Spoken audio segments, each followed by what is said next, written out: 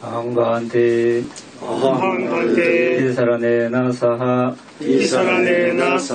Panchasilang Dhammang Yajami Anukahang Katva Silang Deta Mevante Tutiyampi Aham Bhante Tisaranena Saha Panchasilang Dhammang Yajami Anukahang Katva Silang Deta Mevante Tatiyampi Aham Bhante Tisaranena Saha Panchasilang Dhammang Yajami Anukahang Katva Silang Deta Mevante Yamavadami Tama Deta Namo Tassa Bhagavato Arahato Samma Sambuddhassa Namo Tassa Bhagavato Arahato Samma Sambuddhassa Namo Tassa Bhagavato Arahato Samma Sambuddhassa Namo Tassa Bhagavato Arahato Samma Sambuddhassa Buddham Saranam Gacchami Dhammam Saranam Gacchami Sangham Saranam Gacchami Buddham Saranam Gacchami Dhammam Saranam Gacchami Sangham Saranam Gacchami Tutiyampi Buddham Saranam Gacchami Tutiyampi Dhammam Saranam Gacchami Tutiyampi Sangham Saranam Gacchami Tutiyampi Buddham Saranam Gacchami Tutiyampi Dhammam Saranam Gacchami Tutiyampi Sangham Saranam Gacchami Tatiyampi Buddham Saranam Gacchami Tatiyampi Dhammam Saranam Gacchami Tatiyampi Sangham Saranam Gacchami Tatiyampi Buddham Saranam Gacchami Tatiyampi Dhammam Saranam Gacchami Tatiyampi Sangham Saranam Gacchami Tisarana Kamana Paripunna Aham Bhante Panadipada Veramani Sikkhapadang Samadhiyami Adinadana Veramani Sikkhapadang Samadhiyami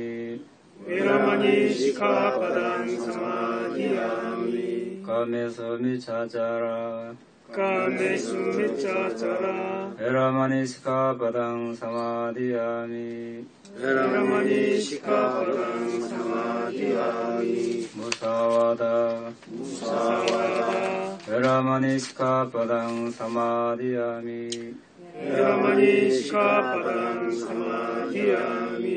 Surameraya Maccappamadatthana Veramani Sikkhapadang Samadhiyami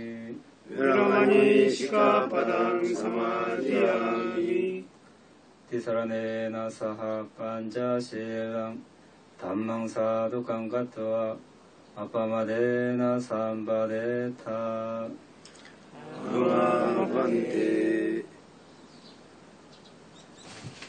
오늘 집중수행 마지막 날을 맞이해서 해양법문 시간입니다. 오늘 여러분들과 함께 나누고자 하는 부처님의 가르침은 지혜에 대한 것입니다. 우리가 살아가면서 지혜롭게 지혜에 대한 말을 많이 씁니다. 농사 짓는 사람은 농사를 어떻게 잘 지을 것인가, 장사하는 사람은 장사하는 사람, 공부하는 사람은 공부를 어떻게 잘할 것인가, 사업하는 사람은 사업을 어떻게 잘할 것인가, 또 여러 가지 어려운 문제에 부닥쳤을 때 어떻게 잘 풀어나갈 것인가, 또 세상살이를 어떻게 잘 할 것인가, 처세술, 통틀어서 다 이렇게 지혜라고 하기도 하고 또 실제로 그렇게 알고 있는 사람도 있습니다. 그런데 부처님 가르치면서 어떠한 것이 지혜인가, 우리가 여기서 불자로서 부처님 가르침 하에서 어떤 것이 지혜이고 지혜를 어떻게 닦을 것인가, 여기에 대해서 우리가 알아보도록 하겠습니다. 그런데 이제 보디사타, 이제 보살, 부처님, 미래의 부처님이라고 하는 존재, 그리고 그렇지 않고 일반 제자로서 이렇게 우리가 분내소멸로 가는 어떤 존재로서 지혜를 어떻게 대하는가에 대해서는 약간의 차이가 있습니다. 보디사타들은 니바나로 인도하는 그런 지혜뿐만 아니라 세상살이에 필요한 모든 것을 다 연마를 합니다. 그런데 우리 일반 제자들은 그렇게까지 안 해도 되죠.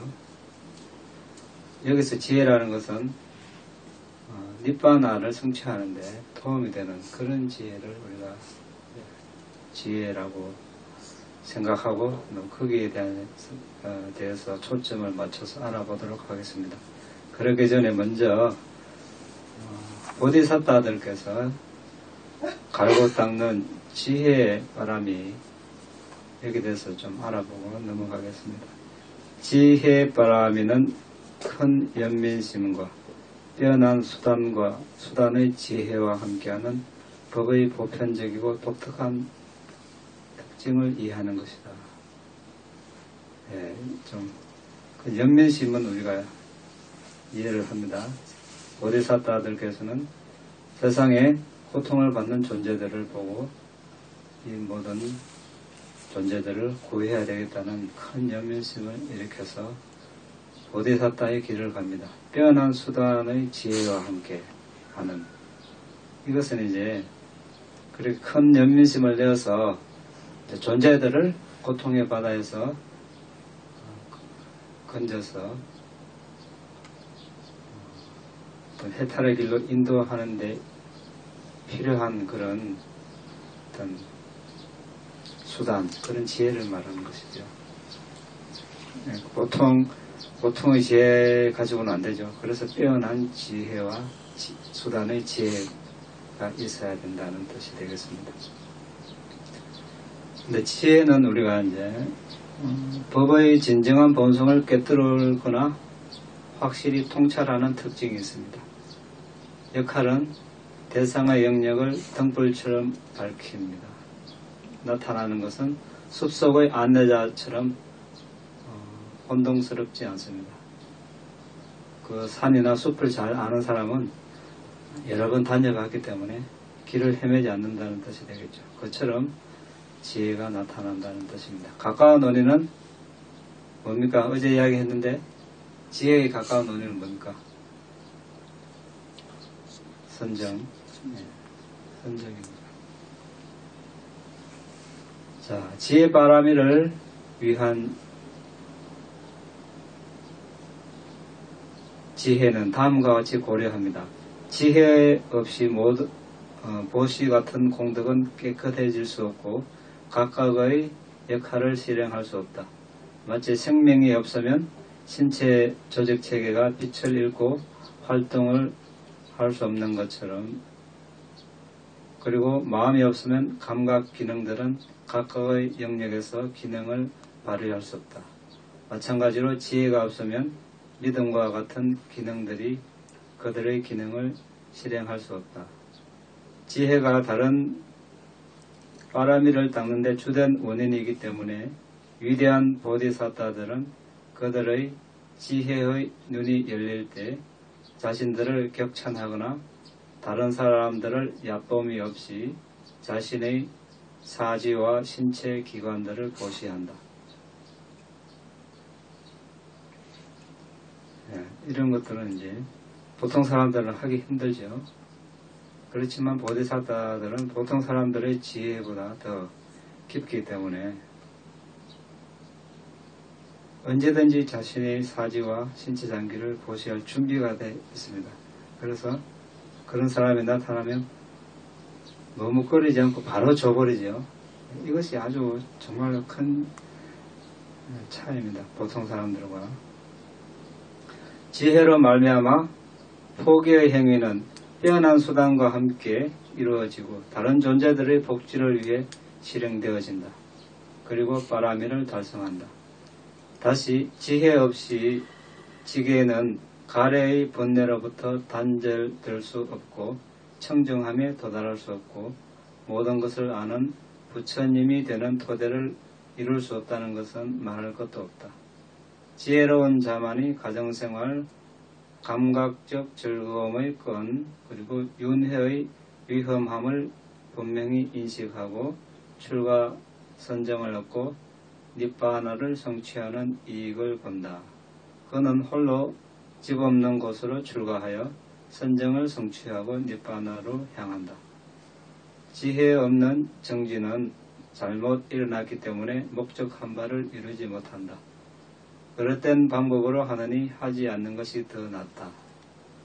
하지만 지혜와 함께하는 정진은 올바른 수단을 갖추었다면 이루지 못할 것이 없다. 많은 사람들이 각가지 방법으로 노력을 합니다. 그런데 바른 견해가 없고 지혜가 없으면 어떻습니까? 바른 수행이 아니라면 여기 말씀해놨습니다. 하지 않는 것이 더 낫다 해놨습니다. 왜 그렇습니까? 자, 처음에 출발점은 같이 같은 선상에서 출발합니다. 이것이 바른 지혜와 바른 견해입니다. 자, 바른 견해와 지혜가 없으면 어떻습니까? 자, 같은 노력을 해도 이렇게 되죠. 결국 이렇게 가면 갈수록 더 이렇게 멀어집니다. 각도가 벌어지고 또 어떤 수행이든지 하다 보면 나름대로 성취가 있고 또 어떤 어느 정도의 이익을 볼 수 있습니다. 그러면 거기에 이제 또 매료되어서 이것이 정말 바른 길이다. 이것만이 최상의 길이다. 이렇게 생각할 수 있습니다. 그러면 그 사람은 평생 거기서 헤어나지 못할지도 모릅니다. 그렇겠죠? 예를 들어서 산에 큰 나무에 대고 바위에다 대고 아니면 바다에 가서 기도를 합니다. 열심히 하면 나름대로 마음이 또 안정되기도 하고 오래된 지병이 또 한순간에 낫기도 하고 그러면 그 사람은 그 종교나 그 단체에서 가르치는 것에 엄청난 신심을 일으키고 또 더 정진을 할 수 있습니다. 그렇다고 해서 우리가 부처님 가르침을 깨닫는 것은 아니죠. 그래서 올바른 지혜가 없으면 이렇게 위험하다는 것이 되겠죠. 다시 지혜로운 사람만이 다른 이들의 잘못을 인내심 있게 도와줄 수 있고 지혜롭지 못하다면 그렇게 할 수 없다. 지혜로운 사람은 성스러운 진리, 원인과 상대를 있는 그대로 알고 나서 다른 사람을 결코 현혹하는 말을 하지 않는다. 지혜로운 사람만이 소중한 사람, 중립적인 사람, 적대적인 사람 사이에 차별 없이 다른 사람의 복지를 위해 솜씨있게 도와줄 수 있다. 지혜에 의해서만 그는 이덕과 손실 같은 세간의 영고성쇠 또는 부침에 영향받지 않고 중립적으로 지낼 수 있다. 인생을 살다 보면 이렇게 성공할 때도 있고 실패할 때도 있고 행복할 때도 있고 불행할 때도 있고 기쁠 때도 있고 슬플 때도 있는데 대부분 사람들은 거기에 이제 휘둘려서 헤어나지 못합니다. 또 헤어나더라도 한참 오랜 세월이 지나야 잊혀지고, 그런데 보디사타와 같은 지혜가 출중한 분들은 어떻습니까? 거기에 영향을 받지 않고 중립적으로 지낼 수 있다는 것이죠. 그렇게 했을 때 우리가 수행을 하는데도 지장받지 않고 이렇게 꾸준히 나아갈 수 있습니다. 슬프면 슬프다고, 기쁘면 기쁘다고, 행복하다면 행복하다고, 불행하면 불행하다고, 성공했으면 성공을 즐기느라고, 실패했으면 실패에 또 의기소침해서 이렇게 일일이 다 감정에 휘말리면 아무것도 못하겠죠. 더군다나 수행은 더 못합니다. 그래서 우리는 이런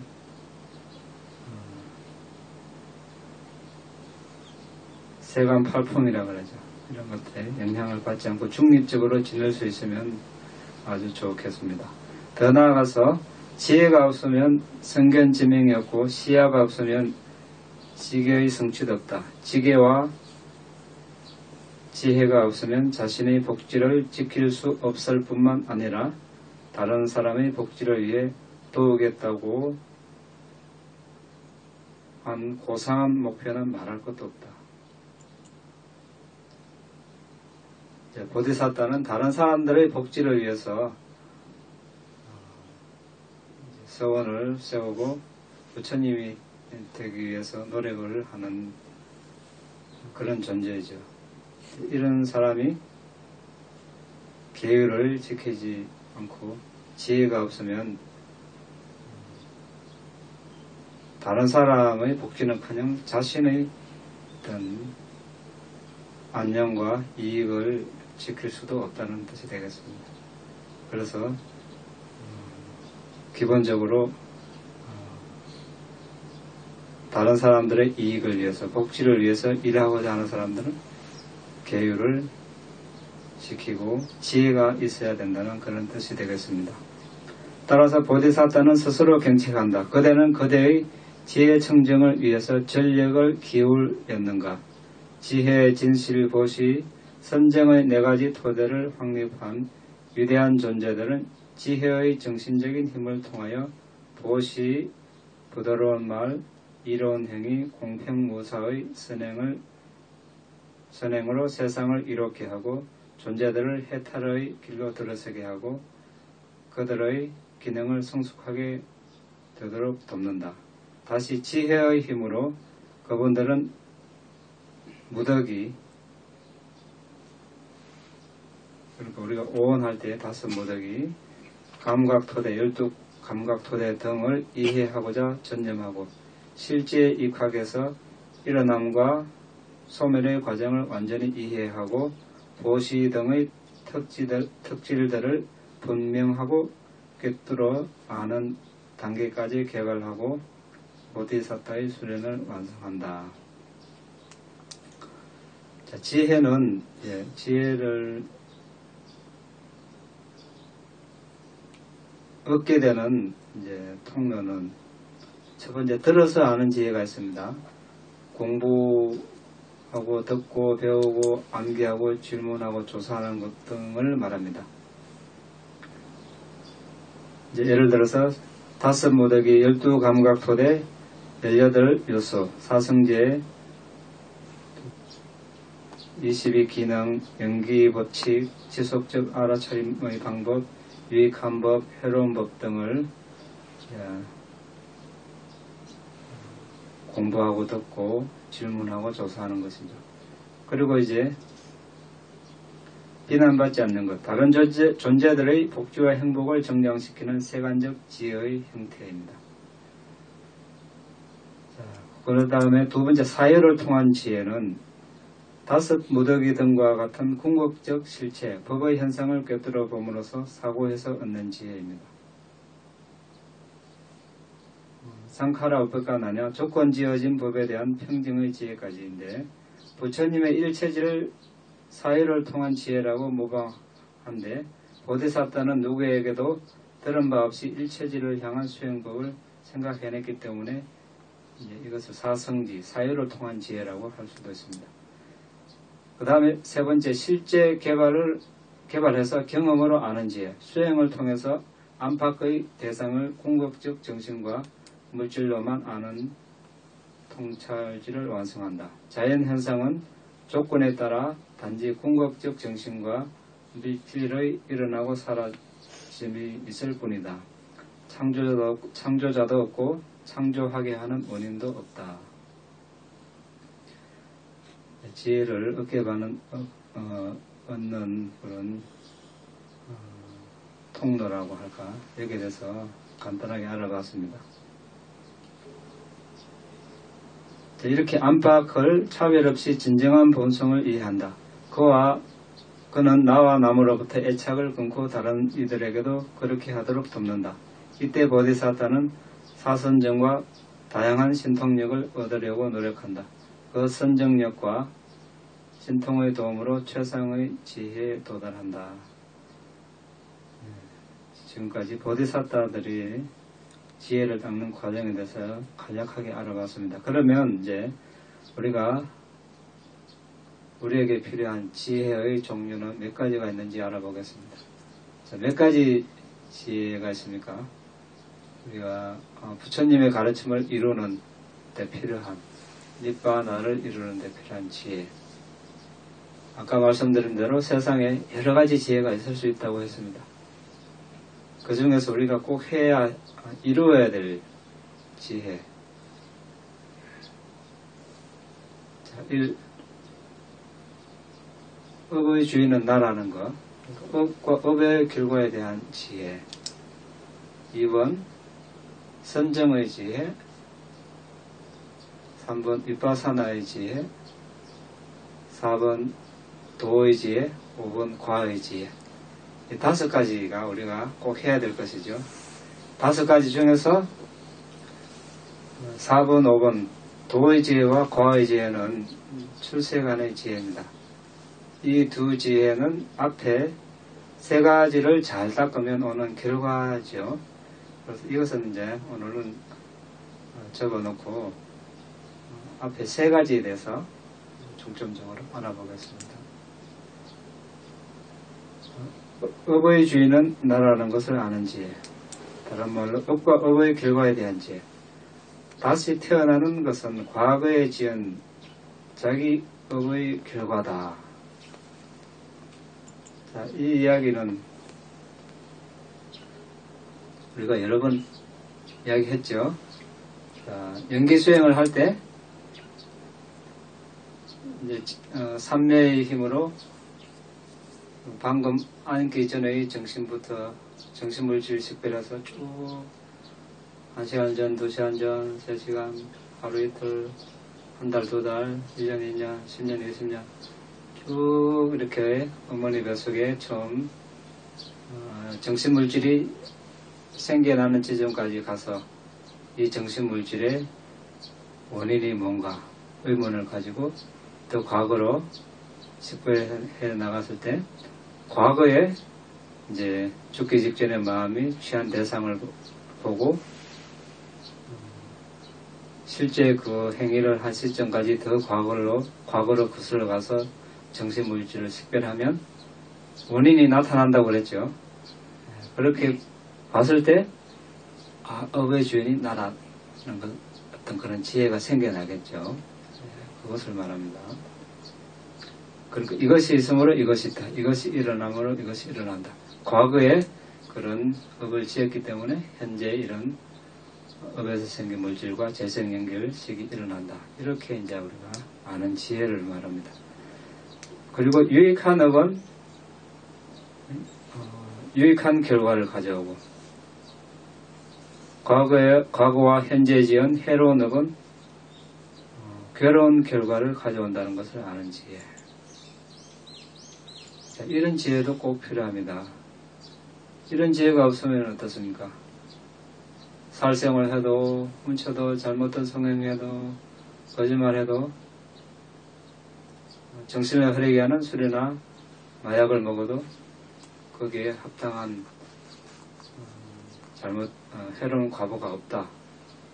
이렇게 하면은 세상은 아주 험악해지고 무질서해집니다. 아무도 계를 지키려고 하지 않을 것입니다. 그리고 세상은 이번 생 죽으면 끝이다. 아무도 뒤에 없다. 역시 이런 견해를 가지고 있으면 역시 아마 세상은 아주 혼란해질 것입니다. 그래서 악은 악을 낳고 선은 선을 낳는다. 이런 지혜를 가지는 것. 1번 업의 주인은 나라는 것. 이것이 우리가 첫째 갖춰야 될 지혜가 되겠습니다. 두 번째 뭡니까? 지금 우리가 닦고 있는 선정의 지혜입니다. 선정의 지혜는 명상대상, 사마타 명상대상에 마음이 고정되어 몰입되어 있음을 아는 지혜인데, 도시나 계율을 준수할 때는 자신이 업의 주인이다라는 지혜가 마음과 함께 할 수도 있고 함께 하지 않을 수도 있습니다. 그러나 사마타 선정 명상에는 언제나 삼매표상을 꿰뚫어 아는 지혜가 함께합니다. 이것을 선정의 지혜 또는 선정에 대한 바른 견해라고 합니다. 그러나 수행자의 이 사마타 명상은 열등할 수도 있고 수승할 수도 있습니다. 사마타 명상에 열등한 사마타 명상, 수승한 사마타 명상이 있습니다. 어떻게 했을 때 열등해지고 어떻게 했을 때 수승해지는가? 우리가 지금 사마타를 닦고 있으니까 여기에 대해서 알아보는 것도 괜찮겠죠. 그러면 열등한 사마타 명상은 무엇인가? 자, 선정이 들었습니다. 선정의 의식 전후에 해로운 불순한 것과 함께하면 이것이 열등한 사마타입니다. 예를 들어서 선정을 닦긴 닦는데 관습적으로 아니면 전통적으로 또 자신이 믿고 있는 종교가 사마타를 수행해야 한다고 말하기 때문에 사마타를 닦는다.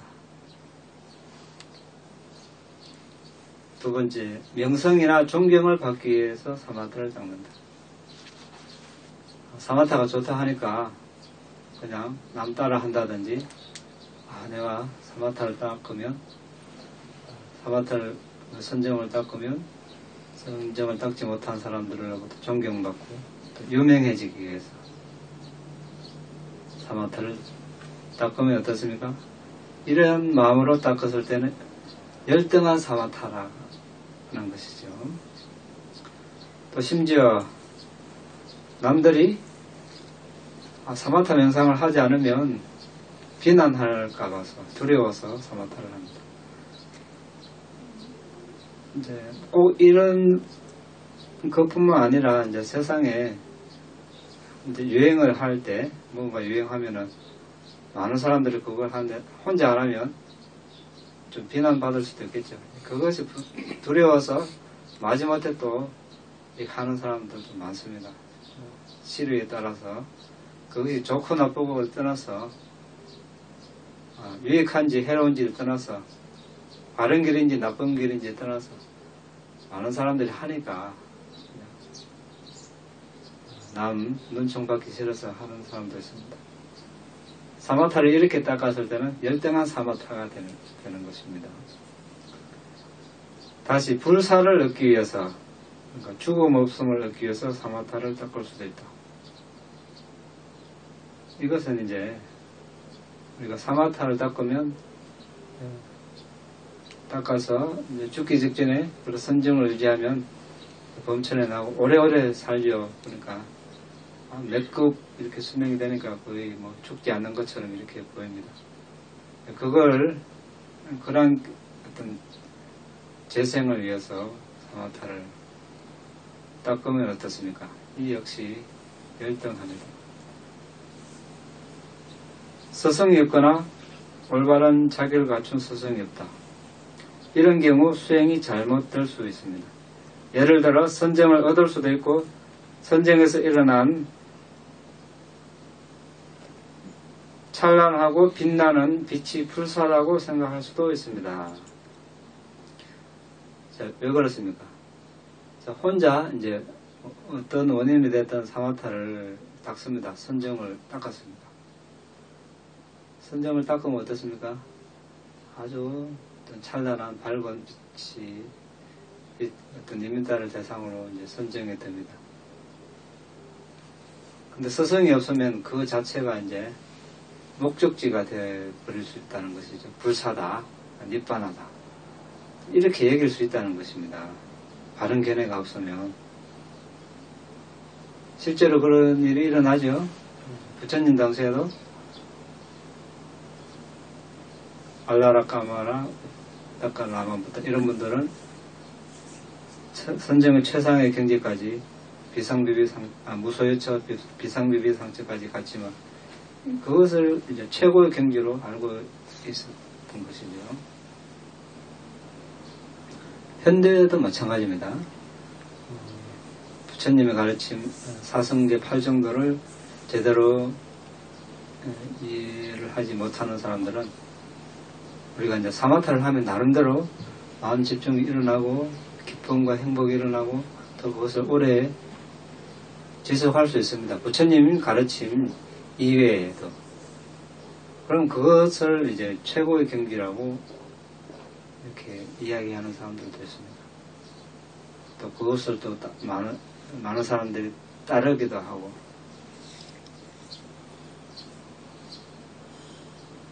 이것은 열등한 사마타입니다.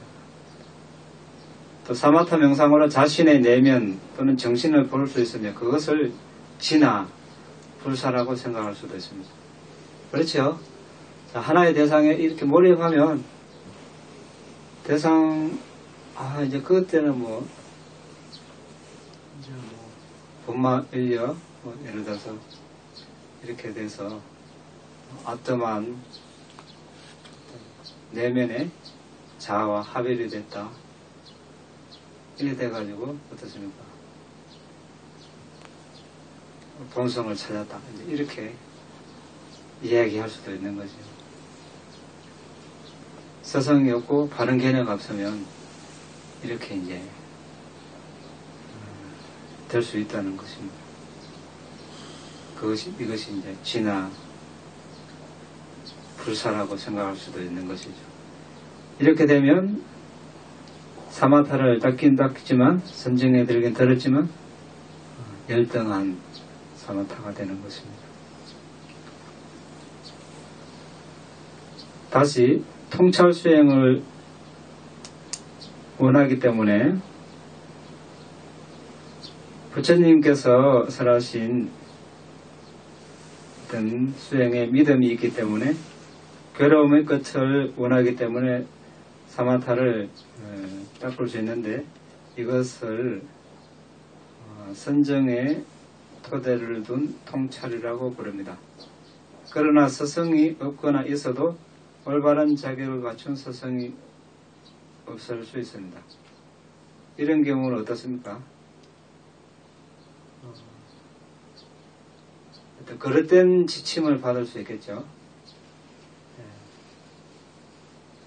서성이 있어도 만약에 그 서성이 올바른 견해가 없다. 같은 수행을 해도 다른 식으로 인도를 한다는 것입니다. 이렇게 될 수도 있다는 것이죠. 예를 들어서 어떤 사람은 수행만 하면 되지 걔는 지킬 필요가 없다. 이렇게 말하는 사람도 있습니다. 작은 모기, 개미 죽여도 죽이려고 하면 죽이고 죽이고 내 열심히 더 수행하면 되지. 명상으로 그것을 극복하면 된다. 실제로 이렇게 말하는 사람도 있습니다. 이 바른 견해입니까? 예. 우리가 뭐든지 할 때 고생을 사서 합니까? 벌써 죽였다는 것은 벌써 해로운 업을 행했다는 것입니다. 해로운 업을 행했다는 것은 그 과보를 받게 되는 거죠. 수행할 때 그 과보를 받으면 어떻습니까? 수행할 때 겪지 않아도 될 그런 고통, 작은 생명체를 죽였다면은 어떤 식으로든 통증이나 어떤 몸에 여러 가지 부스럼이나 고름이 날 수도 있고 여러 가지로 또 해로운 과보가 나타납니다. 큰 생명체를 죽였다면 더 큰 그런 과보가 나타나겠죠. 그리고 이런 바른 견해가 없으면 걔는 별로 중요하지 않다. 여기도 된다.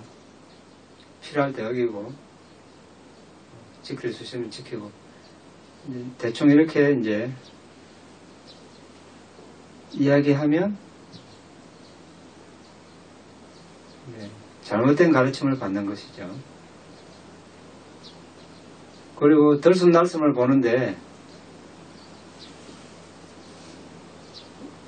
처음에는 이제 코에서 보다가 또 가슴에서 보고 배에서 보고 몸 전체를 통해서 숨을 보면 선정에 들 수 있다. 이렇게 이제 가르침을 받을 수가 있습니다. 바른 방법입니까? 아니죠. 경전과 주석서에 콧구가 입입술 사이에 숨이 부딪히는 곳에서 숨을 알아야 한다. 이렇게 되어 있습니다. 또는 예를 들어서 아나파나사티 수행을 했는데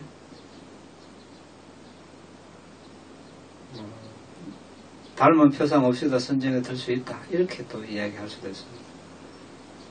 아나파나사티 선정의 대상은 뭡니까? 닮은 표상입니다. 파티바가니미타. 물론 초기에 우리가 들숨날숨을 니미타 표상이라고도 부르긴 부릅니다. 그리고 이제 조금 개발이 되면 우가와 니미타 익힌 표상이라고.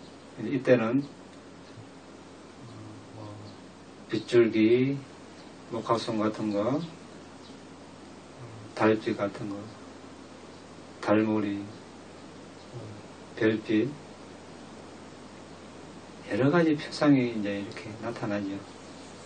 나타나다가 이제 회색빛 이렇게 변하면 이제 우리가 익힌 표상이라고 하는데, 거기서 계속해서 더 숨을 보게 되면 아주 찬란하게 보름달처럼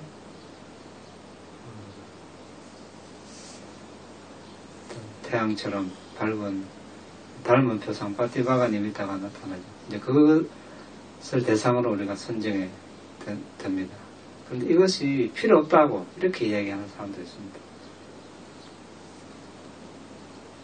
다시 사마타 수행에 대한 바른 이해를 가질 수도 있으나 인내심 없이 자신의 명상 주제에 대한 존경심 없이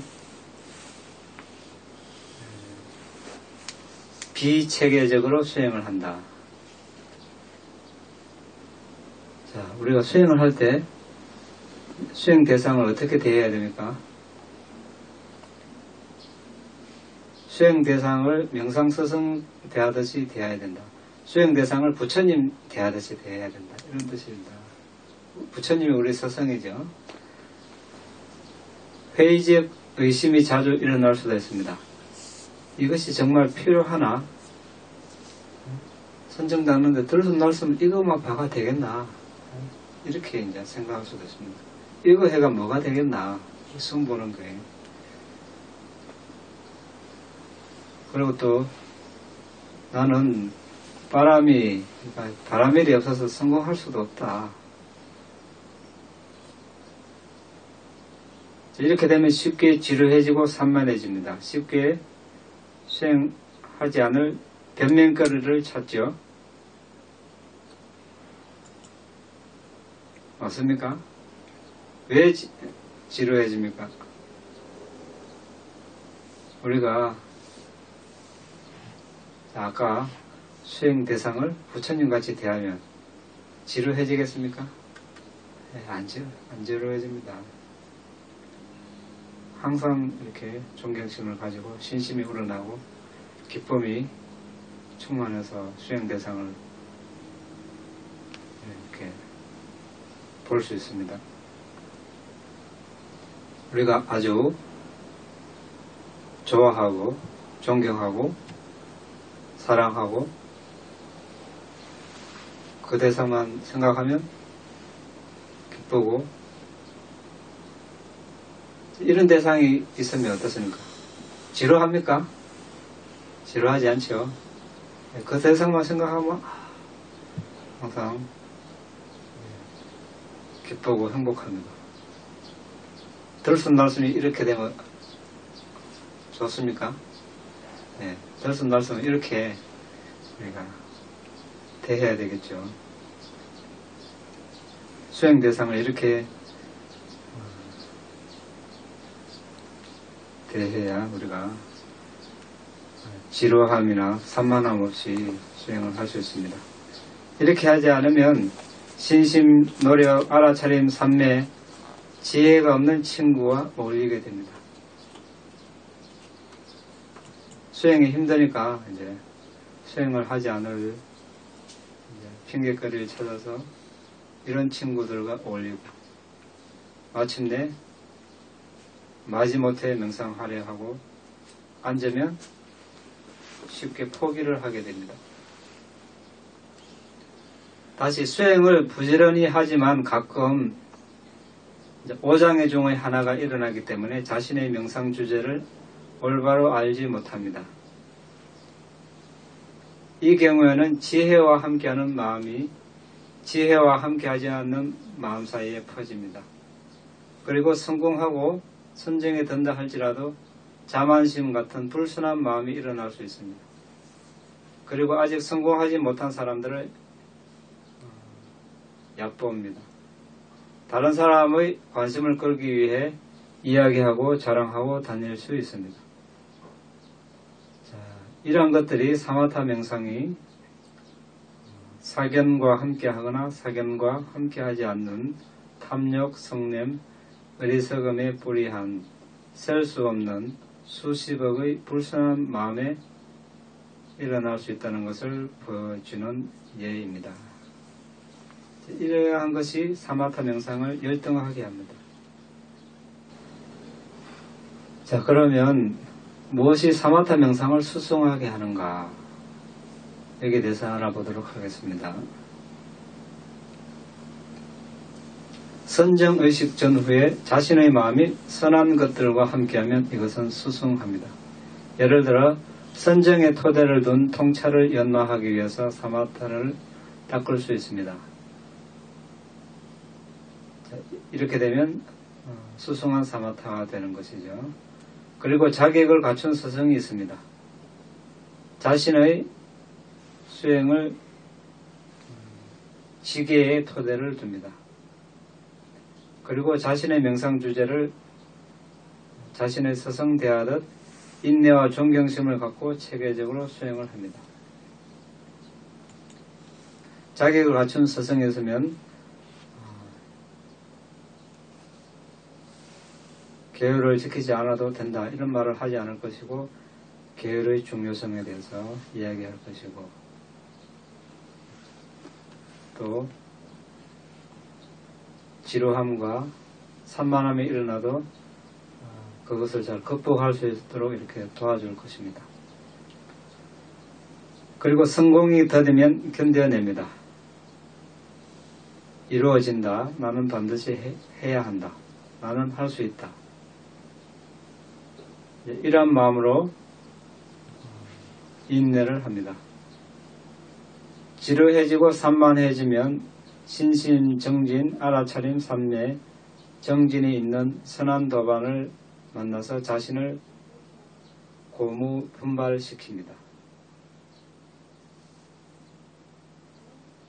명상하려고 자리에 앉으면 신심과 기쁨이 함께하거나 적어도 평정함이 있습니다. 그리고 포기하지 않습니다. 이제 하다가 누구든지 수행을 하면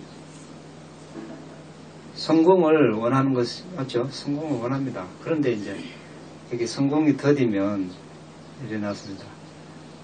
내가 원하는 시간에 원하는 속도로 모든 것이 오면 다행인데 빨리 오는 수도 있고 경우에 따라 더딜 수도 있는 것이죠. 더디지만 이제 스스로 이렇게 이건 난 반드시 해야 되는 일이다. 그리고 할 수 있다. 언젠간 이루어지게 돼 있다. 이렇게 이제 스스로를 이제 보호시키고 또 지루해지거나 산만해지면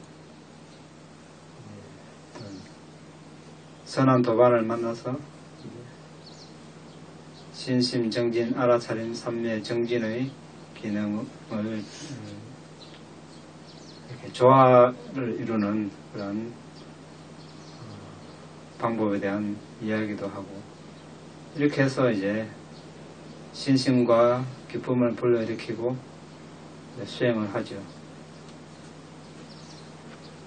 그런 신심과 기쁨이 일어나지 않아도 그래도 이제 평안한 마음, 평정한 마음을 유지한 채 수행을 하지 낙담하거나 포기하지 않는다는 것입니다.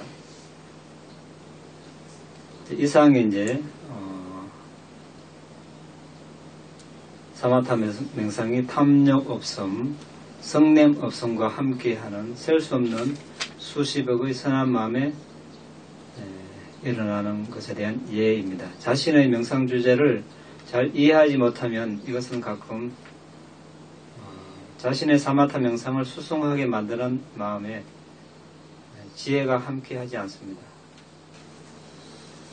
자, 이와 같이 이제 천천히 또는 빠르게 연마하면 현재의 노력과 과거의 바람에 따라 성공을 합니다. 우리의 현재 하는 일은 이제 현재 노력도 있지만 이제 과거에 행한 자신의 업의 영향을 많이 받을 수 있습니다.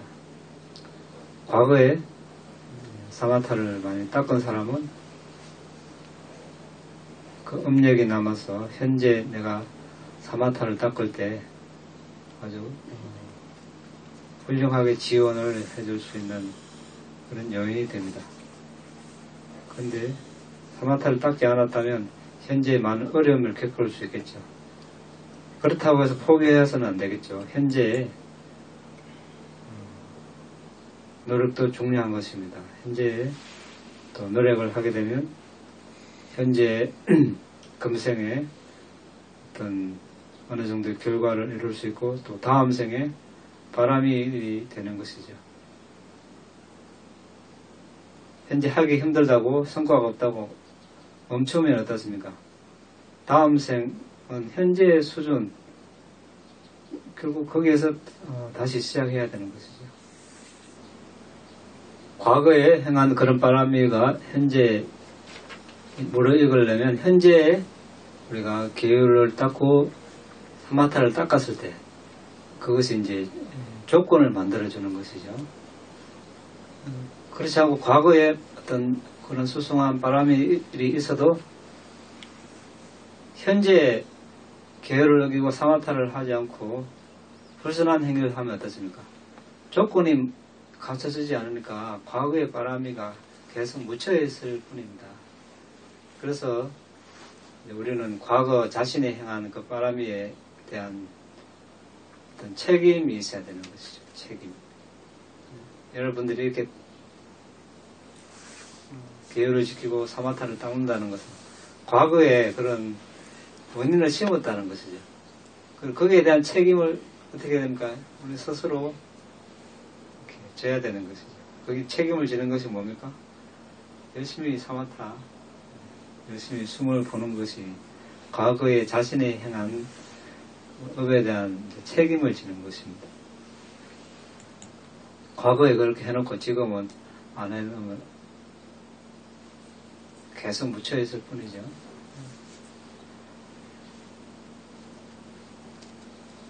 그렇게 했을 때 과거에 행한 우리가 불선업도 있고 선한업도 있는데, 불선업이 무례익을 조건을 계속 이렇게 묻어두는 겁니다. 왜냐하면 지금 계속 선업을 행하기 때문에 선업과 계속 이렇게 연결이 되고, 선업이 이런 선한 업력이 과거를 이렇게 맺도록 계속 그런 조건을 만들기 때문에, 설사 또 악업이 물렀더라도 그것을 또 쉽게 극복할 수 있는 그런 힘도 생기고, 그렇지 않고 살생하고 훔치고 잘못된 성행위하고 거짓말하고 술 마약을 먹으면 과거에 수많은 생 동안 그렇게 해한 악업이 쉽게 과거를 이렇게 맺어버립니다. 그러면 삶에 여러 가지 어려운 일에 봉착하게 되는 것이죠. 사람들이 어렵다 어떻게 해결할까 여러 곳을 찾아다니며 자문을 구하고 또 기도를 하고 또 여러 가지 일을 하지만 누가 그 도와줄 수 있습니까? 현재 자신의 행위를 보면 되겠죠. 현재 그런 어려움이 오는 것을 스스로 계속 당기고 있는 것입니다. 그것을 극복하려면 어떻게 됩니까? 계율을 잘 지키면 웬만한 그런 어려움들은 다 극복이 되는 거죠. 왜 그렇습니까?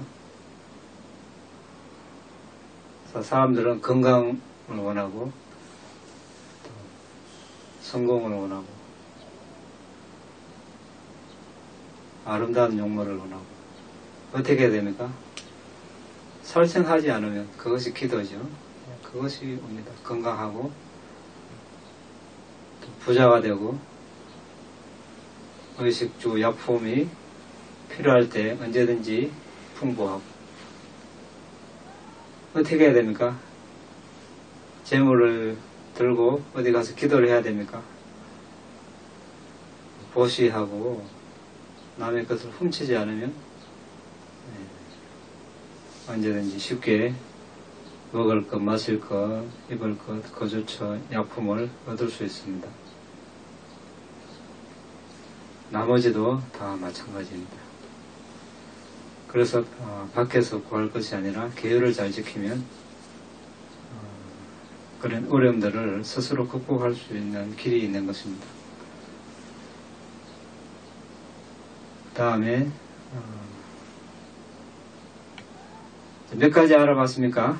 1. 업의 주인은 자신이다. 2. 선정의 지혜. 세 번째는 뭡니까? 윗바사나지, 통찰지. 궁극적 정신과 물질은 무상하고 괴롭고 무하다라는 세 가지 특징에 완전히 몰입되어 꿰뚫었을 때 얻는 지혜. 이것이 이제 통찰지, 윗바사나 지혜라고 합니다. 자,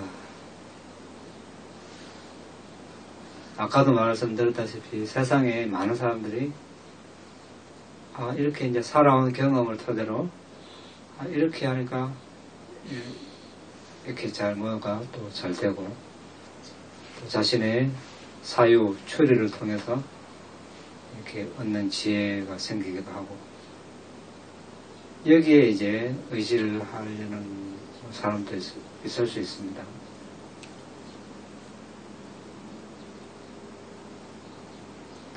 그런데 우리가 부처님 가르침 입각한 부처님 가르침 하에서의 지혜는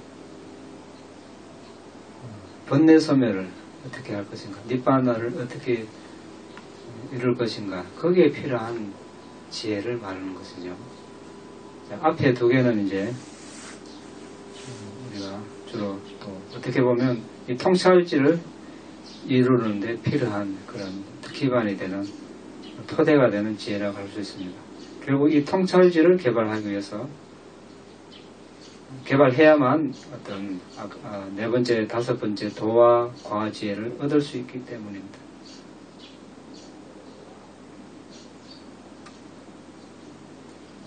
자, 궁극적 정신물질을 무상고 무아로 이렇게 보았을 때 얻어지는 지혜, 이 지혜를 얻으면 수행자는 더 이상 남자, 여자, 사람, 동물, 천신으로 인식하지 않는다. 관념적 개념으로 보지 않는다. 이러한 것들은 실제하지 않는다. 자, 부처님 가르침은 두 가지 입장에서 볼 수 있죠. 관념적인 진리, 궁극적인 진리. 관념적인 진리는 이제 우리가 의사소통을 위해서 사람이다, 동물이다, 천신이다, 이렇게 남자다, 여자다, 부모, 자식, 형제, 자매, 친구, 천신이다, 이렇게 이제 부르는 것이요. 이 진리도 아주 중요합니다. 왜냐하면 이런 것이 없으면 어떻습니까? 예를 들어서 사람이나 동물이나 궁극적 진리 차원에서 보면 궁극적 정신물질이죠. 거기에 어떤 계율이나 남자 여자 관계 이런 것이 없으면 어떻습니까? 남자도 여자, 여자도 남자, 부모 자식, 부모 자식도 관계도 없다. 이렇게 되면 어떤 계율이 완전히 무너져 버립니다. 그래서 관습적인 진리도 우리가 중요합니다. 그것을 잘 지켰을 때 불선업을 행하지 않고 선을 개발해서 그것을 토대로 이제 또 궁극적 진리를 이렇게 연마할 수 있기 때문입니다. 그렇지만 또 거기에 그것만 전부가 되어서는 우리가 거기에 대해서 애착을 하기 때문에 그게 집착을 하고 그 족쇄에서 벗어날 수 없기 때문에 궁극적 진리에 대한 지혜가 필요한 것이죠. 부모 자식 간에 애착을 하고 형제자매 친척 친지 사랑하는 사람 이렇게 애착을 하면 어떻습니까? 그게 괴로움이 또 따르기 때문에 결국 그 족쇄에서 벗어나기 위해서는 궁극적인 진리가 필요한 것입니다. 그래서 위파사나 통찰지의 대상은 뭐라고 그랬습니까? 정신물질, 다른 말로 오온, 12감각장소, 12연기, 18요소. 부처님께서 이렇게 이제 사람의 건기에 따라서 달리 설하셨습니다. 한마디로 말하면 그냥 궁극적 정신물질입니다. 이러한 것을 아는 것이 어떻습니까? 뭡니까? 지혜이죠, 지혜. 우리가 말하는 닦아야 될 그냥 아무거나 가지고 이렇게 지혜라고 전체적으로 일반적으로 말할 수 있지만 정말 니바나를 성취하는 데 필요한 지혜는 우리가 업의 주인은 자신이라고 아는 지혜, 다른 말로 업과 업의 결과에 대한 법칙에 대한 지혜, 선정의 지혜, 통찰지, 위파사나의 지혜, 그리고 도의 지혜, 과의 지혜를 말하는 것입니다.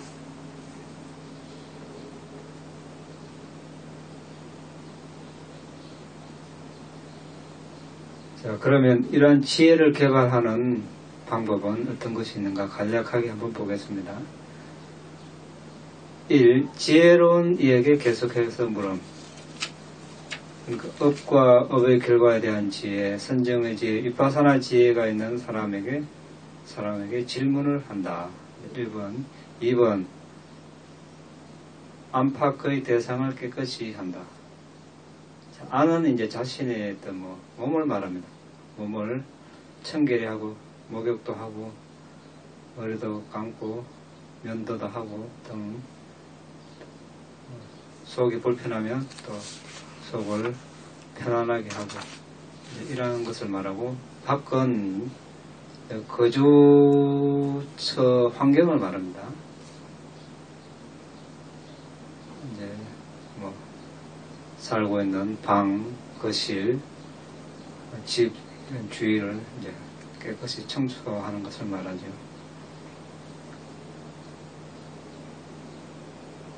그 다음 세 번째, 신심, 정진, 알아차림, 삼매,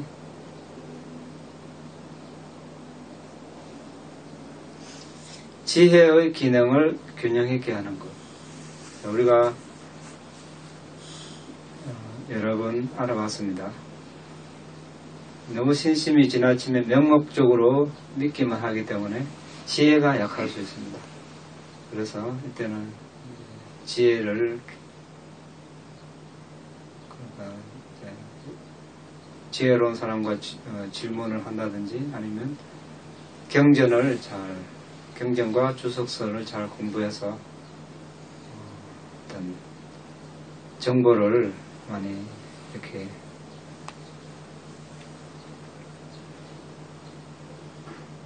얻다 보면은 이제 명목적으로 이렇게 믿지 않게 되겠죠. 그래서 신심과 지혜의 균형을 이루고 정진과 삼매의 기능을 이루어야 됩니다. 너무 이렇게 정진을 하게 되면 어떻습니까? 들뜹니다. 몸이 또 불편해지고 산만해지고 이때는 이제 삼매의 기능을 강화해야 되겠죠. 삼매는 뭡니까? 여기서 하나의 대상에 일념을 개발하는 것이 삼매입니다. 들숨날숨이나 닮은 표상에 계속 이렇게 머무르고 알아차림을 하는 것이죠. 그런데 이제 삼매가 또 지나치면, 삼매가 지나치다는 것은 뭡니까? 하나의 대상에 이제 우리가 집중력을 상당히 개발해서 들숨날숨을 보든 아니면 니밋다를 보든 이렇게 보게 되면 예전에는 아주 많은 시간 노력을 들여서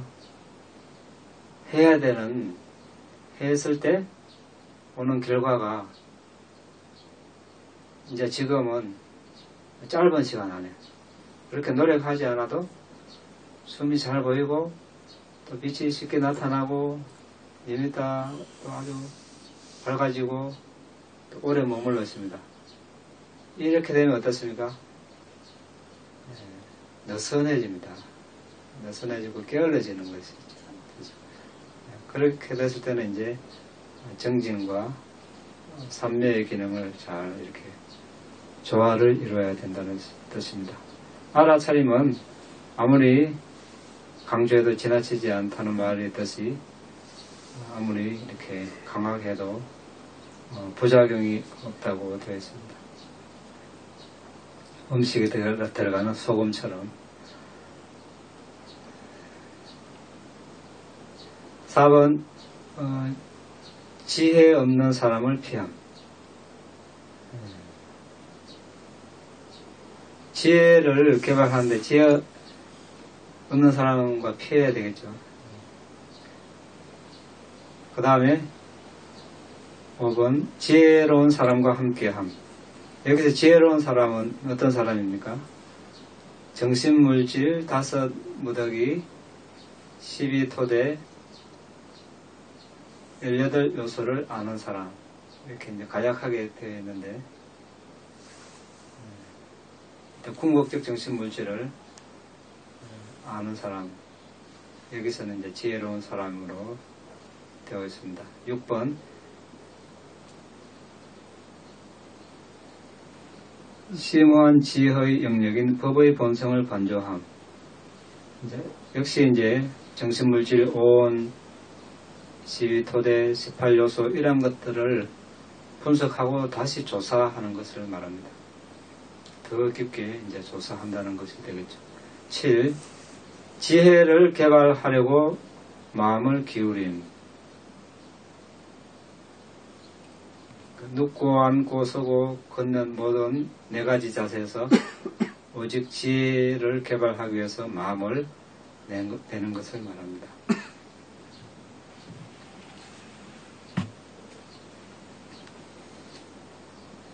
그래서 오늘 이제 지혜에 대해서 우리가 알아봤는데, 여러 가지 이제 지혜로운 사람은 5무더기 12토대 18요소 이러한 것을 아는 사람이라고 말했는데, 우리가 여기에 대해서 자세하게 이야기하지는 않겠습니다. 이야기하려면 또 시간이 많이 걸리고, 오늘은 여기에 대해서 이야기하려고 하는 것이 아니라 지혜란 어떤 것인가에 대해서 일반적으로 우리가 알자는 것이죠. 우리가 불자로서 막연하게 그냥 지혜롭게 저렇게 이렇게 이야기할 것이 아니라 뭉뚱거려서 대충 나의 경험을 바탕으로 이래도 지혜가 개발이 된다, 이렇게 말할 것이 아니라 부처님께서 말씀하신 니바나로 가는데 필요한 지혜는 무엇인가, 여기에 대해서 분명히 알았을 때 우리가 구체적인 행동을 할 수 있는 것입니다. 그렇죠? 그랬을 때 우리가 업과 업의 결과된 지혜, 여기에 대한 현명한 대처는 뭡니까? 계율을 잘 지키는 것이죠. 예, 계율을 잘 지켰을 때 선한 행을 하니까 거기에 합당한 유익한 결과가 오는 것이죠. 또 그것을 바탕으로 일념삼매를 개발했을 때 선정의 지혜를 얻을 수 있다. 그 선정을 얻는 과정에서도 선정 전후에 해로운 마음이 있으면 열등한 사마타가 되고, 선정 전후에 선한 것들과 함께하면 수승한 사마타가 된다. 이왕하는 사마타, 우리가 수승한 사마타가 되기 위해 노력해야 하는 것이 좋겠죠. 그 다음에 이제 통찰지, 위파사나 지혜를 이제 개발하는 단계. 궁극적으로 이것을 해야 됩니다. 그렇지 않고 이제 일반적으로 뭉뚱거려서 지혜롭게 이렇게 해서는 이제 부처님의 가르침을 정확하게 이해하기 힘들다는 것이 되겠죠. 이렇게 해서 통찰을 개발해서 통찰지가 무르익으면 이제 언젠가 그에 합당한 과의 지혜와 도의 지혜와 과의 지혜가 일어나겠죠. 자, 오늘은 여기서 마치고 질문이 있으면 하시기 바랍니다. 예. 개의 계획을 지키지 않으면 사마타가 조금 지장을 받는다, 그 부분이. 그럼 사마타를 하기 전에 계획가 100% 됐을 때에 사마타를 하게 된다는 그런 개념 정리가 됩니다. 이제 지난 거는 어떻게 할 수 없죠. 지난 거는 우리가 이제 수많은 전생 동안 선업도 지고 악행도 했고, 또 현생도 마찬가지죠. 우리가 불자로서 오계를 받기 전까지는 또 계를 어길 수도 있겠죠. 지금 이제 현재가 중요한 것이죠. 그런데 과거에 지었던 이제 계를 어긴 것이 해롭게 영향을 줄 수 있는 것은 사실이죠. 정도에 따라서. 그렇지만 그것 때문에 선정을 얻을 수 없다, 이것은 또 아닙니다. 그런데 이제 여연은 있겠죠. 우리가 5가지 무거운 악행, 악업, 아십니까?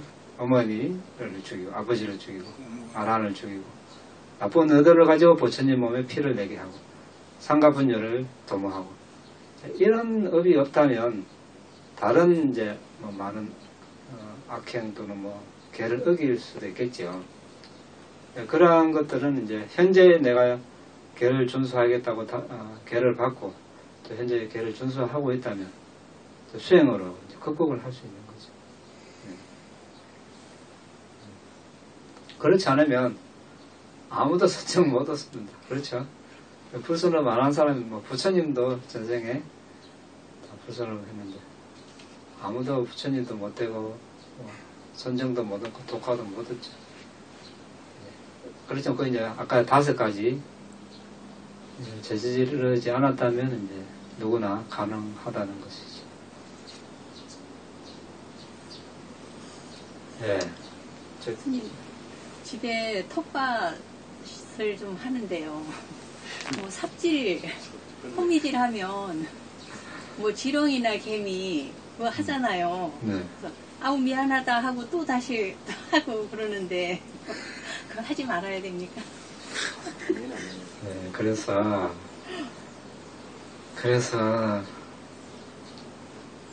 네, 위험이 곳곳에 도사리고 있는 겁니다. 위험이. 네. 마카사파 아시죠? 마카사파 전자, 대가섭 전자. 출가 전에 어땠습니까?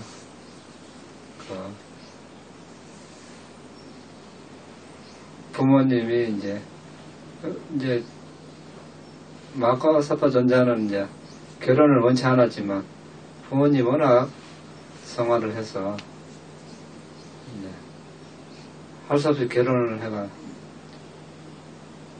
이제 그렇게 살다가 부모님 돌아가시고 출가를 했죠. 이제 출가한 동기가 어떻습니까?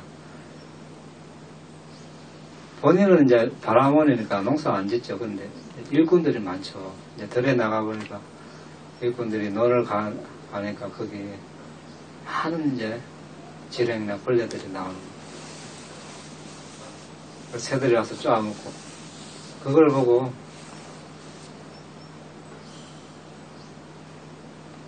이 과부가 누가 받는가? 일꾼이 주인님이 받습니다. 그걸 듣고 긴박감, 절박감을 일으켜서 출가를 하게 되고 부인도 참깨를 수확해서 마당에 내려놓으니까 참새들이 또 벌레를 쪼아먹는 것을 보고 얘나 같은 식으로 이제 생계를 위해서 우리가 이제 일을 하다 보면 그런 일을 최대한 이렇게 조심해서 하는 거지. 조심해서. 어떻게 하겠습니까? 우리 보살님 말씀대로 저도 농사를 조금 뭐 이렇게 본의 아니게 부모님 계시니까 가서 거들어주고 해야 되는데 특히 밭이 좀 규모가 이래 조금 뭐 규모보다 갈 것도 없지만 뭐 한 400평 되니까 요즘 근데 일일이 앉아서 이렇게 호미를 쪼아서 뭐 이렇게 하기가 사실 그래 농사 짓는 사람이 없거든요. 그래 질 수도 없고 실제로. 그렇게 이제 제초제도 쓰고 뭐 또 거기다 벌레가 또 많이 달아붙으니까 또 살충제도 사실 쓰는 게 지금 현재 농사 짓는 게 뭐 아무리 유기농이라 해도 사실 유기농 그거는 뭐 실질적으로 완전한 유기농은 무농약은 뭐 비율이 아주 낮습니다. 이게 대부분이 그래가지고 농사를 다 먹고 사는데 참 그거 참 고민스러운. 고민할 수밖에 없죠. 고민을 안 하면 오히려 이상하죠. 우리가 불자로서. 예, 제가 정말 고민이 안 가는 모르겠는데. 이제 유기농이라는 사실 이제 무농약은 실제 요즘은 농약이 이 오염이 돼가지고 농사가 무농약이 완전히 무균실을 만들어가고 농사를 지으면 할까 안 그러고는 농사가 사실상 농사 지어보면 안 되거든요. 모든 지금 가이드 옛날에는 그냥 이 감이라든지 이런 게 그냥 자연으로 열리는데 지금 농약 안 치면 감 하나도 안 붙어 있으면 다 떨어져 봅니다. 사과도 마찬가지고 다 그렇습니다. 그럼 우리 안 먹고 살아야 되는데 지금 그러니까 이제 그것이 그러니까 이제 태어남이 괴로움이고 괴로움이 태어남이 그 말이 이제 절실하게 와 닿는 거죠. 내가 안 해도 다른 사람 해야 되는데 또 다른 사람 시기를 내가 먹는다는 그 참 사람 자체가 제가 볼 때는 그러니까 사람 자체가 이게 제업이지 뭐 이제 절실하게 그렇게 이제 사고를 한다면 내가 안 한다고 안 되는 것도 아니지 않습니까? 사는 게 아닙니다. 그러니까 항상 위험에 노출되어 있고 그렇게 이제 그렇게 하니까 이제 하루빨리 부처님께서 왜 머리에 부터 불 끄듯이 해라 했나. 이제 이해가 이제 안 됩니까? 예. 그 때문에 그렇게 말씀하신 거죠. 세상을 보면 뭐 제대로 되는 게 있습니까?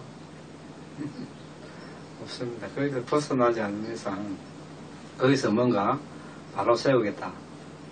번뇌 가진 존재들끼리 아무리 궁리를 해봐야 거기서 벗어날 수 없습니다. 답이 없습니다. 벗어나지 않는 이상 거기서 조금 잘 되는 거지만 결국은 또 뭐 얼마 안 가가지고. 스님, 어느 십자가 그렇게 죄를 안 지을 수 없으니까 죄 짓는 100배를 선한 일을 하면은 그게 물려진다나 할까 이렇게 설명합니다. 이제 그래 아까 제가 잠깐 예를 들었는데 실제로 그렇게 말하는 사람이 이제 수행하는 사람 뭐 사소한 모기 개미 뭐 바퀴벌레 죽이고 수행 열심히 해라 이런 사람 실제로 제가 또 봤습니다. 가만히 듣고 있으면 조금만 생각하면 이거는 도저히 상식적으로 이치에 안 맞는 말인데 수행하면서 이런 말을 할까. 분명히 그 과보가 나타나면 뭔가 어떤 식으로든 해로움을 자기가 당할 텐데 그럼 수행하는 것이 더 힘을 테고 또 더 노력을 기울이면 더 이제 지나친 정진이 될 것이고 그것이 또 방해가 될 건데 이렇게 조금만 깊게 생각하면 그것이 드러나는데 그냥 이제 편의상 그렇게 말해버리는 겁니다. 같은 식으로 이해가 되는 거죠. 100배의 선행을 그런 노력을 하지 말고 산행을 안 하고 그거 안 해보면 되는데 예? 그렇지 않습니까? 그때 순간적으로 조심하고 계를 지키면 그런 100배의 다른 선행을 하기 전에 그냥 수행을 하면 오히려 순조로운데 우리가 뭐든지 효율적으로 경제적으로 수행도 생각해야지 이제 그것은 하나의 합리화를 위한 어떤 그런 말이 될 수 있어요.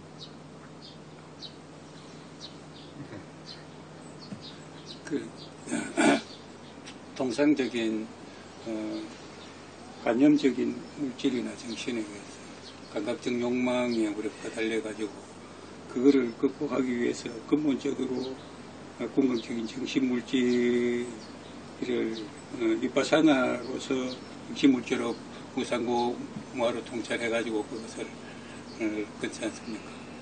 그 비파사나를 일반 통상적인 제가 불자로서 비파사나까지 해가지고 그걸 끊기 전까지는 사마타 수행자나 여기까지 하잖아.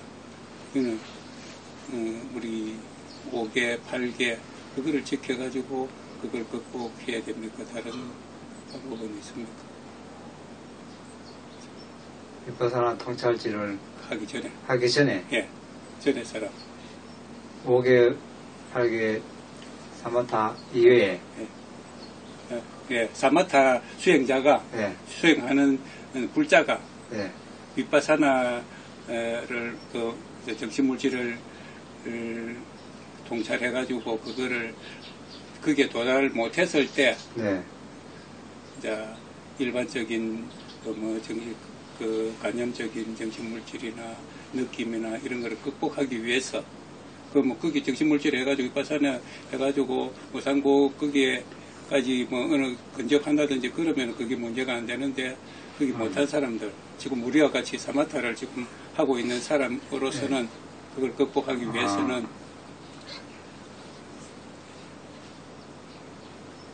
이제 관념적으로 이해는 할 수 있겠지만, 예. 완벽하게 극복하는 것은 힘들죠. 예. 왜냐하면, 예.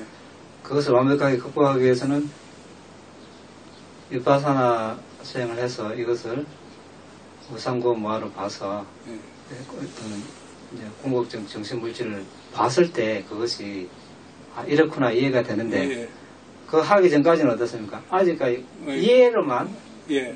사유로서만 하지. 거기서 이제 할 수가 없네요. 예, 어느 정도까지만 이해가 되는 거지 완벽하게는 안 된다는 거죠. 예. 그건 안 되지만은 예. 이해는 안 되지만은 이 노출된 감각적 욕망이나 느낌이나 이런데 따라가지 않아야 될 거 아닙니까? 그것을 극복하는 방법. 극복하는 방법. 그것은 우리가 이제 반대되는 법으로 극복하는 거죠. 그렇죠. 이것도 완전한 것은 아니지만 눌러놓는 거죠. 근데 감각적 욕망은 예를 들어서 이제 부정관을 통해서 아름답다. 어떤 삶을 내가 애착하는 삶을 아름답다. 사람이 됐든 동물이 됐든 자신이 됐든 부정관을 통해서 그 감각적 욕망을 누르는 거죠. 그러니까 그래서 우리가 안팎으로 수행하는 이유가 자신의 30 이상을 보고 통찰지로 이제 지혜의 빛으로 머리털, 몸털, 손발톱, 이빨, 피부 이렇게 이제 바깥에 안에 이제 또 살, 힘줄, 뼈, 골수 이렇게 쭉 이제 안에 내장을 이렇게 보면 거기서 혐오감이 일어나거든요. 하나하나를 떼어놓고 보면 그렇게만 하는 것이 아니라 다른 존재, 가족이 됐든 다른 이런 존재들도 또 그렇게 보니까 거기에 대한 혐오감이 일어나는 거죠. 이렇게 해서 그런 감각적 욕망을 누르는 거죠. 그런데 이것은 역시나 일시적으로 누르는 거죠. 일시적으로 눌러서 마음이 이제 어떤 고요함을 얻어서 이제 사마타를 더 잘할 수 있도록 조건을 만들어주는 거. 성냄이 일어난다. 역시 자해관을 해서 반대되는 법이죠. 성냄과 자해는 반대되는 법을 가지고 이제 누르는 거죠. 이제 다른 거는 해는 법도 마찬가지. 이렇게 해서 이제 누를 수는 있지만 완전히 뿌리를 뽑힌 건 아니죠. 그러니까 이걸 뿌리를 뽑히려면 감각적 욕망, 악이 이런 것은 이제 최소 안함이 돼야 되고, 들뜸, 이런 것들은 이제 안함이 돼야 없어지는 거죠. 그래서 이제 어느 정도까지는 가능하지만 완전한 것은 힘들다. 이렇게 이해하면 되겠죠. 도화가를 성취하지 못한 하기 전까지는 법으로서는 반대되는 법, 부정관 또는 자유관, 지수와 풍물이 몸을 사대되는 그런 그런 걸로서 극복해놓은 또 개를 철저히 지키는 것 그런 걸로서 그렇죠. 극복해 나가는 예, 그것까지죠. 개를 지키고 부정관하고 자유관하고 또 이제 의심이나 이런 것을 할 때는 이제 경전 공부를 하고 질문을 해서 또 정보를 얻고 이제 이런 식으로 하는 거죠. 그렇지만 어느 이제 한계가 있을 수밖에 없죠. 예. 네. 5가지 약간 지혜에 대해서 한 가지 질문을 드리고 네. 법과 업의 결과에 대한 바른 견해를 내가 가졌는지 안 가졌는지 네. 그런 지혜가 있는지 없는지 이런 걸 보려면은 사마타나 통찰력 없이 볼 수 있는 것인가. 예를 들어서 전생도 모르고 이번 생에 업과 업에 대한 그런 결과 가보 그런 거 나쁜 짓 하면은 도망가야 되고 형사처벌을 받는다든지 이런 거 정도는 나오는데 이거 가지고 업과 업의 결과에 대한 바른 견해라고 할 수는 없을 것 같은데 실질적으로 사마타 이파사나 그런 힘 없이 업과 업의 결과에 대한 바른 견해를 가질 수 있습니까? 이제 완전한 지혜를 가지려면 사마타에서 이제 연기 수행을 해야 이제 업의 주인인 나라는 것을 완전히 알 수 있겠죠. 그렇지만 이제 우리가 또 부처님의 가르침을 경전이나 또 이제 이렇게 또 전해 들은 것과 또 사람마다 다 어떤 그런 신심의 정도가 다르죠. 과거에 자신이 닦은 바람이 다르기 때문에 과거에도 어떤 수행을 하고 경전 공부를 하고 이렇게 했다면 그 신심이 사기 계속 있는 거죠.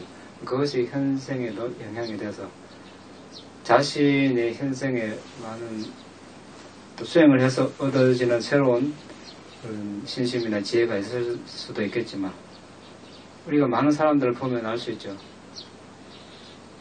같이 태어나서 같이 나이를 먹어도 여러분들은 그래도 부처님과 부처님의 신심에서 이렇게 와서 계를 수행하고 사마타를 닦는 반면에 그러면 여러분들과 같은 나이에 다른 친구들 생각해 보십시오. 신심이 없고 지혜가 없지 않습니까? 이것은 이제 사람마다 다르다는 거죠. 이제 거기에서 내가 어떤 그 믿음의 정도가 다르기 때문에 여기에 대한 지혜의 정도도 다 다르다는 거죠. 그리고 현재 또 이제 그런 원인과 결과를 또 실제 경험할 수도 있고, 물론 원인이 과거에 있는 그런 경우도 있겠죠. 그리고 현재 원인이 없이 과거의 원인만 가지고 현재의 어떤 그런 결과를 당했을 때 이해가 안 되는 부분도 있겠지만, 우리가 또 이것은 아까 지혜 중에서 추리 사유를 통해서 아는 지혜, 그러니까 부처님께서 이렇게 인과의 법칙을 설명하셨고 이러한 것을 통해서 이렇게 된다, 이렇게 또 지혜가 생길 수 있거든요. 그러니까 그것은 각자 이제 어떤 현재 가지고 있는 어떤 지혜의 정도나 믿음의 정도에 따라 다르고, 거기에 어떤 깊이가 다를 수 있고, 실제 또 연기 수행을 해서 과거에 이런 원인이 있으니 현재 이런 결과가 있구나, 또 바로 보아서 알 수 있는 지혜가 생길 수 있고, 삼매의 힘이나 네. 또 연기를 바라볼 줄 아는 그런 통찰력이 없더라도 업과 업에 대한 결과에 대한 바른 견해를 가진 사람이 있을 수도 있고 없을 수도 있다, 이 말씀을 읽어보면 되겠는가? 정도의 차이가 있을 수 있다, 이렇게 보면 되겠죠. 정도의 차이가. 근데 제가 생각하기에는 이제 예를 들어서 그 신심으로서 이렇게 보는 거하고, 그 신심이 된다는 걸 확인하려면은 자기가 직접 뭐 전생을 본다든지 원인과 어떤 결과에 대한 것들을 하다가 직접 꿰뚫어서 볼 줄 알 때만이 확실한 신심이 생기지 않습니까? 그걸 보지 못하면서 그냥 들어서만 생각하면은 맹신이 될 수도 있지 않을까요? 그래서 이제 정도의 차이가 있다, 사람마다 다르다고 제가 이야기 드리는 겁니다. 그러니까 그것도 사람마다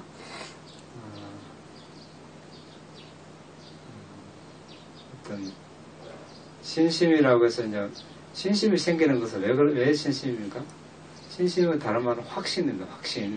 확신이 왜 생깁니까? 내가 직접 보고 들으니까 확신이 생기는 거잖아요. 그렇죠? 그래야 신심이 생깁니다. 신심이란 그냥 생기는 것이 아니고, 맹신이 될 수도 있겠지만 맹신도 일단 자신이 거기에 대해서 보고 들었기 때문에 어떤 그게 확신하는 그런 요소가 있거든요.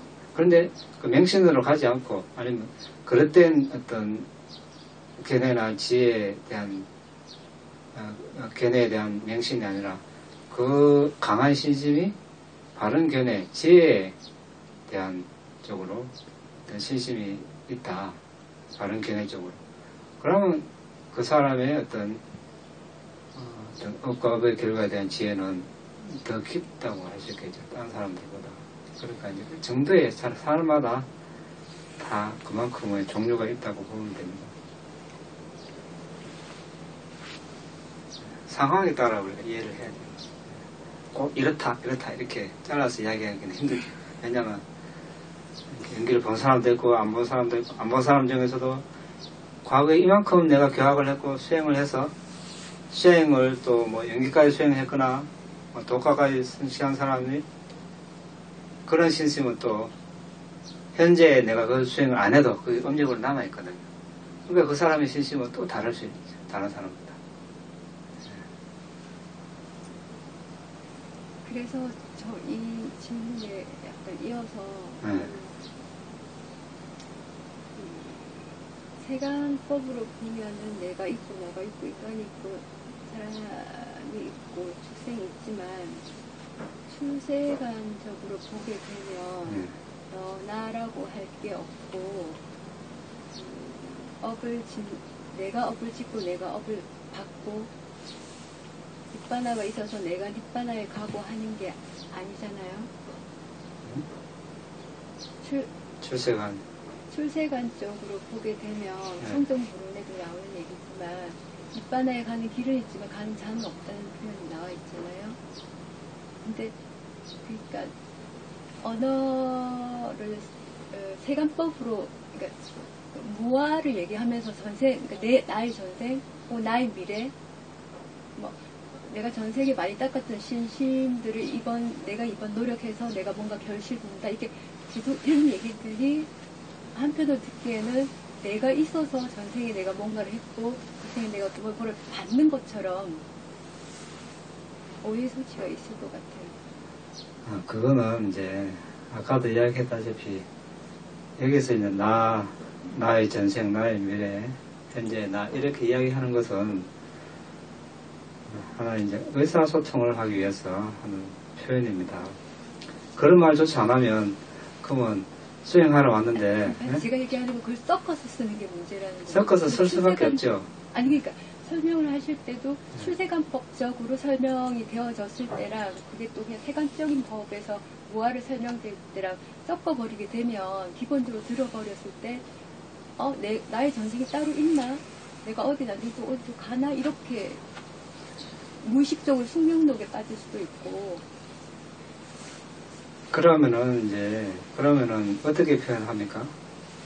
그러면 전생, 나는 나의 전생할 때 나의 빼고 전생 이렇게 이야기하면 이야기가 의사소통이 됩니까?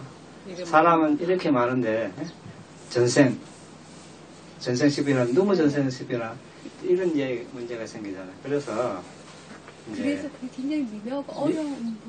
미묘하지만 그래서 이제 우리가 두 개 다 알아야 되는. 그래서 관습적인 진리와 어떤 궁극적인 진리 두 개를 다 이해를 하고 그것을 현실에도 지금 그것 동시에 일어나고 있거든요.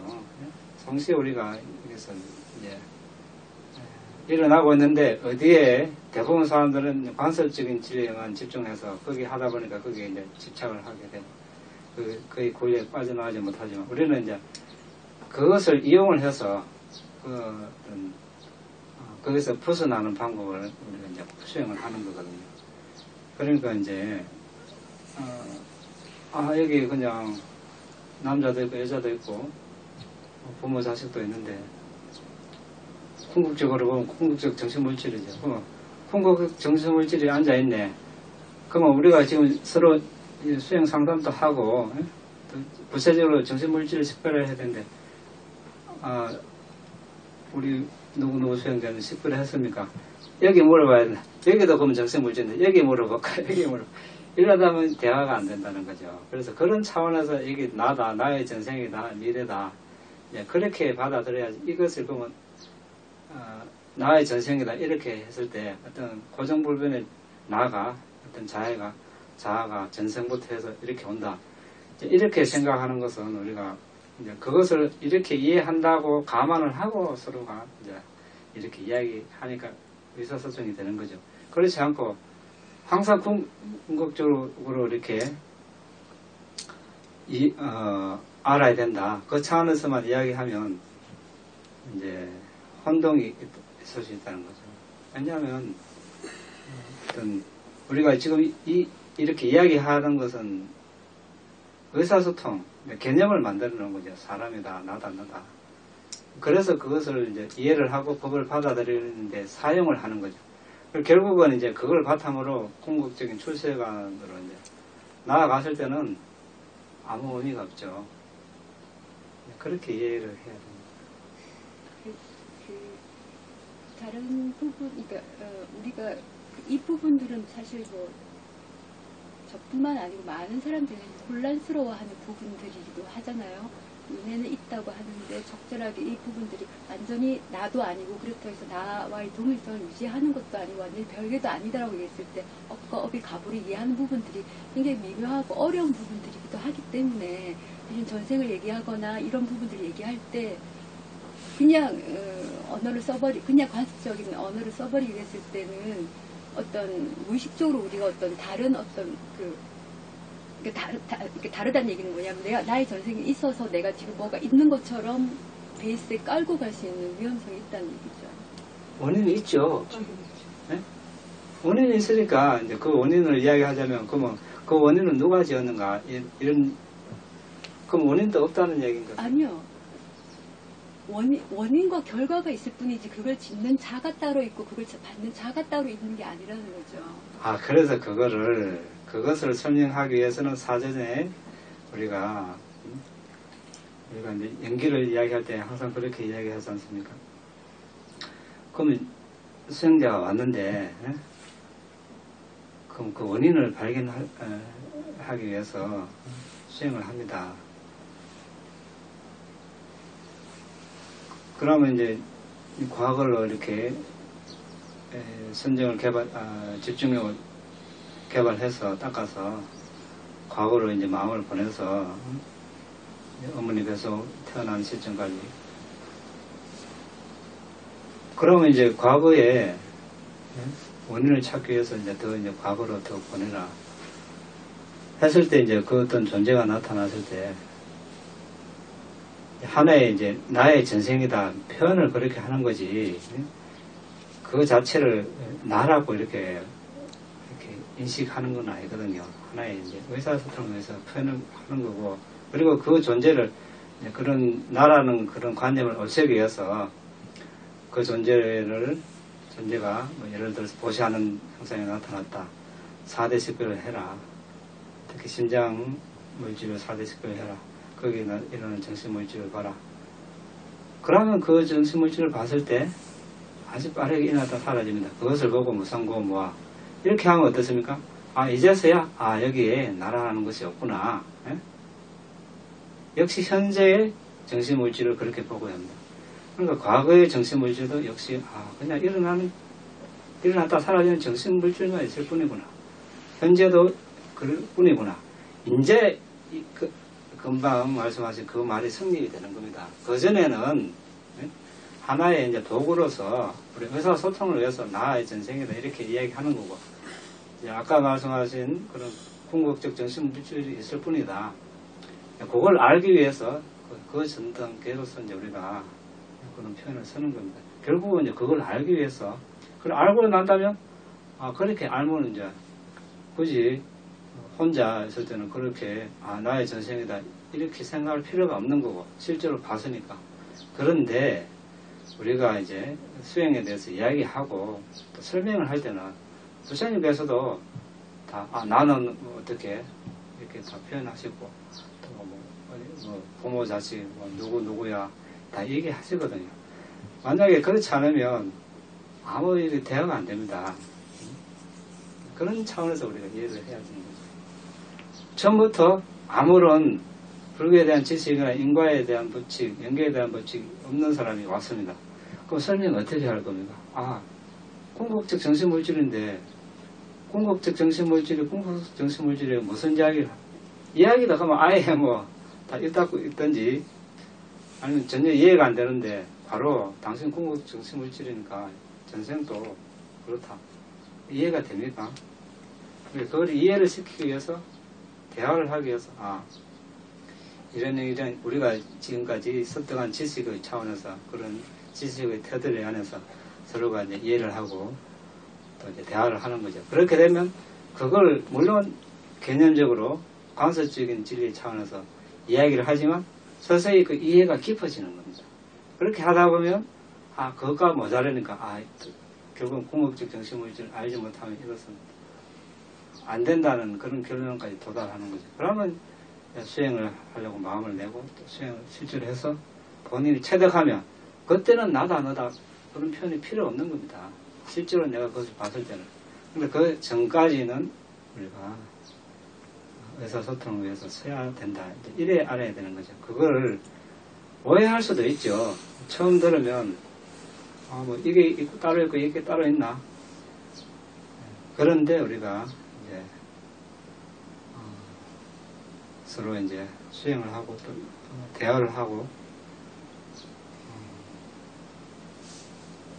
하기 위해서는 이제 어느 정도까지는 그런 표현이 필요하다는 겁니다. 그런 차원에서 이해를 해야지. 그렇게 다 그거를 묶어가지고 이렇게 생각하면은 하나만 더 말씀드리면 뒤에 계신 그 우리 선생 얘기들이 수차례 이제 뭐 인터뷰 하시면서도 Q&A 하면서 얘기가 나왔고 뒤에 계신 선생님도 그때 재생연결실 얘기하면서 그러면 다음 생에 내가 태어나는 겁니까? 내가 다시 다음 생에 내가 나오는 겁니까? 아니면 내가 뭐 여러 가지 것들이 이렇게 원인에 의해서 같이 어떤 복합적인 뭔가가 나오는 겁니까? 이런 질문들을 그때 반때 Q&A 듣고 난 다음에 질문을 하셨어요. 그랬을 때 제가 들었을 때는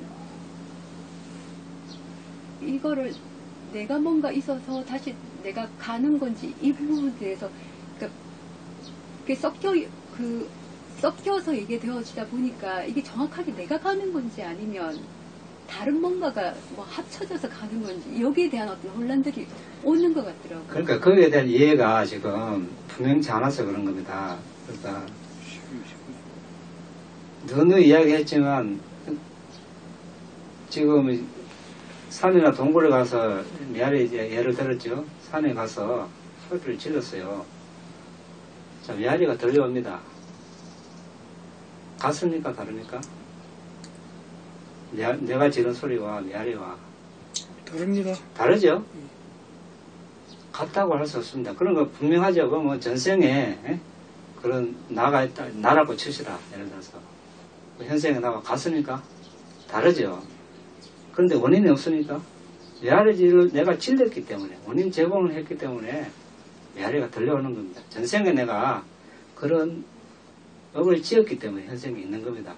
그러니까 이걸 같이 생각해야지.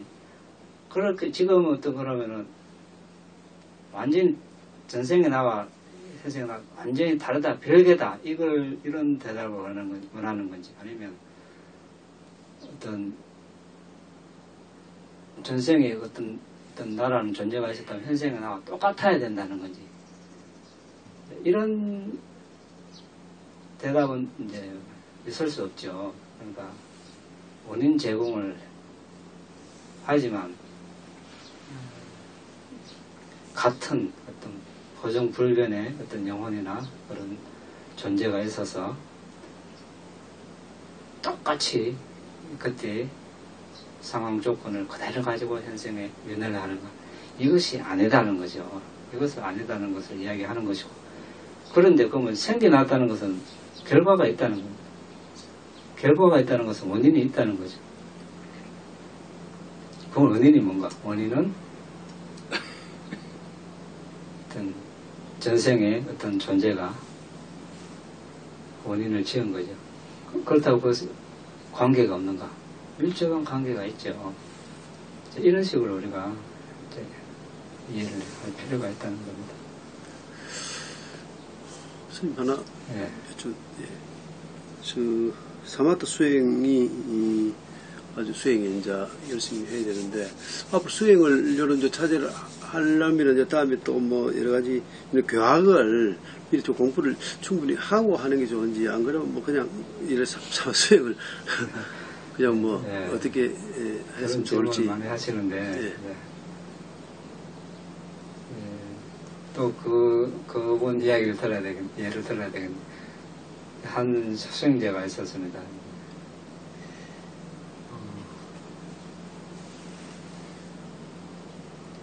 이제 그때 가르치는 분은 이제 미얀마 스승이니까 통역이 필요하고 이제 이분은 영어를 모르고 다비담마에 대해서 전혀 또 지식이 좀 있고 경전은 또 그런데 집중을 잘합니다. 들숨날숨에 쉽게 선정이 될 능력이 있는 거죠.